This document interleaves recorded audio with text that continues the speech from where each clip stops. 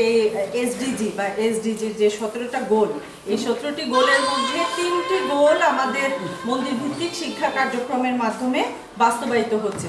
প্রথমে যে টোটাল যে 3টি গোল এসডিজি 4, 5 এবং 10, এই 3টি গোলকে আমাদের মন্দিরভিত্তিক শিক্ষা কার্যক্রম টাচ করছে বা মন্দিরভিত্তিক শিক্ষা কার্যক্রমের মাধ্যমে আমরা এই 4টি গোল বাস্তবায়নের সুযোগ পাচ্ছি। যদি আমরা দেখি যে এসডিজি 4 বা কোয়ালিটি এডুকেশন, এর মাধ্যমে জীবনব্যাপী শিক্ষার সুযোগ নিশ্চিত করার কথা বলা হয়েছে, যেটি আমরা দেখতে পাই যে শিশু এবং বয়স্করা যে এখানে শিক্ষার সুযোগ পাচ্ছে। আমাদের এসডিজির অন্যতম লক্ষ্য হচ্ছে যে নো ওয়ান লেফট বিহাইন্ড, মানে সমাজের একেবারে যারা পিছিয়ে পড়া জনগোষ্ঠী তারাও কিন্তু আমাদের যে সেবা বা সরকারের যে সেবা বা শিক্ষা বা যে মৌলিক অধিকারগুলো, সেই মৌলিক অধিকার থেকে যেন কেউ বাদ না যেতে পারে, একেবারে ইনক্লুসিভ একটা অন্তর্ভুক্তির কথা বলা হয়েছে।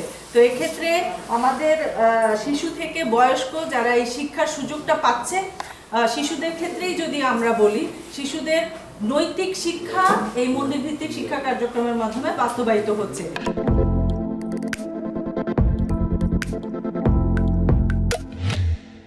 নৈতিক শিক্ষা আমরা যেটা দেখতে পাই যে সমাজে এই সময়ে ব্যাপক অবক্ষয় আমরা দেখতে পাই। নৈতিকতা শিক্ষাটা আমাদের জন্য খুবই জরুরি।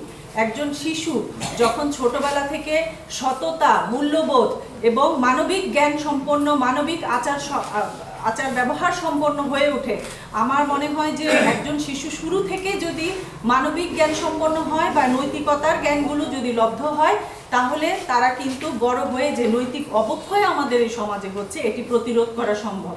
এক্ষেত্রে মন্দির ভিত্তিক শিক্ষা কার্যক্রম কিন্তু ব্যাপক ভূমিকা রাখছে। একইভাবে যদি আমরা বয়স্কদের বলি, আমাদের দেশে 50 ঊর্ধ্ব যে বয়স্করা আছেন তাদের মধ্যে প্রায় 25% হচ্ছে এই মুহূর্তে নিরক্ষর।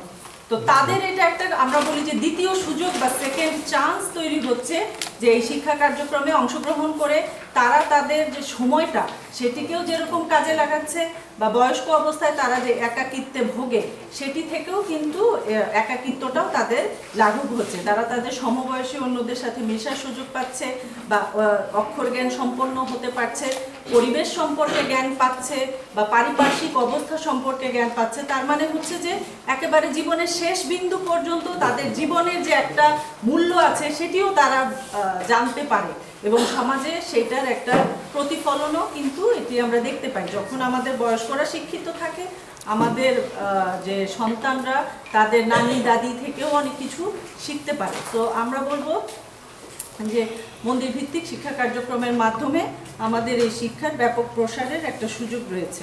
একটা মানুষের মনের মধ্যে সবসময় কিন্তু বিভিন্ন রকমের পাপ কাজ করার ইচ্ছা থাকে, এবং তার অবশ্যই থেমে যায় কেন? তার ভিতরে যে আমরা জন্মের পর থেকে বিভিন্ন ধরনের পরিবেশের মধ্যে আছি, এবং আমাদের পরিবেশ, সমাজ বা ধর্ম আমাদের কাছে এই কাজটা করা যাবে না, এটা করলে ক্ষতি আছে, এবং ক্ষতি কিন্তু সত্যিই আছে। আমি যদি আরেকজনের ধন সম্পদ অবৈধভাবে ভোগ করি কিংবা অনৈতিক কর্মকাণ্ডে জড়িয়ে পড়ি, তাহলে এই পৃথিবীটা একটা সাংঘাতিক রকমের বিশৃঙ্খলায় পরিণত হবে।